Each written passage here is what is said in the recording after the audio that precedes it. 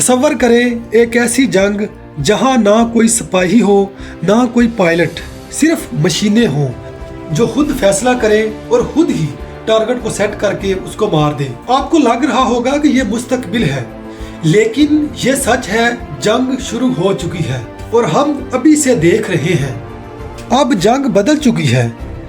पहले जंगें टैंक, जहाज और फौज से लड़ी जाती थी, लेकिन आज आप ईरान, इजराइल और अमेरिका के दरमियान जो कुछ हो रहा है वो एक नई किस्म की जंग है, जहां गोलियां कम और टेक्नोलॉजी ज़्यादा चल रही है। AI यानी आर्टिफिशियल इंटेलिजेंस वार क्या होती है? ये होती है जहां पे इंसान नहीं बल्कि मशीनें लड़ती हैं, खुद फैसला करती हैं और इंसान सिर्फ एक बटन दबाता है। बाकी सब कुछ सिर्फ इंटेलिजेंस, आर्टिफिशियल इंटेलिजेंस करती है। इसकी जो हकीकी मिसाल है आपके सामने है।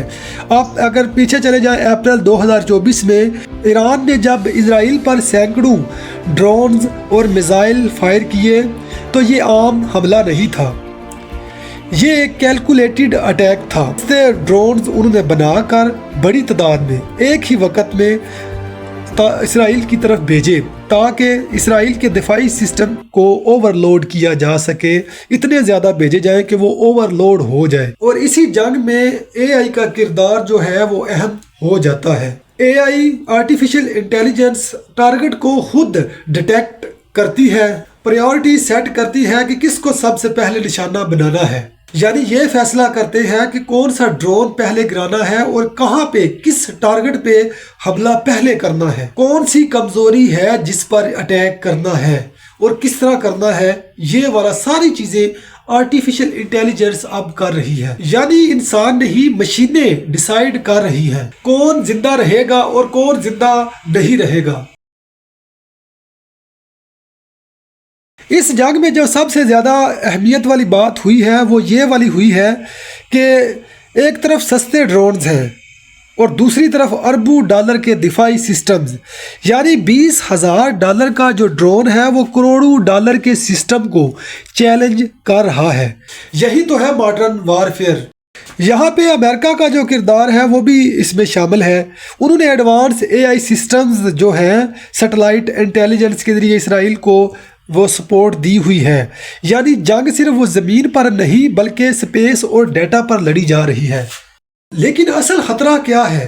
अगर AI गलत फैसला कर दे, गलत टारगेट सेट कर दे तो फिर क्या होगा? फिर वही होगा जो टर्मिनेटर मूवी में हमने देखा कि AI इंसान के कंट्रोल से बाहर हो जाएगा। एक बात तो समझ लेनी चाहिए कि मुस्तकबिल की जंगें AI drones, robot, soldier robot और साइबर अटैक्स जो है वो इस तरह की होने वाली हैं और हो भी रही हैं। ये सारी चीजें आम हो जाएगी और इंसान सिर्फ देखता रह जाएगा। तो सवाल ये है कि क्या इंसान अपनी बनाई हुई मशीनों को कंट्रोल कर पाएगा या एक दिन मशीनें इंसान को कंट्रोल कर लेगी?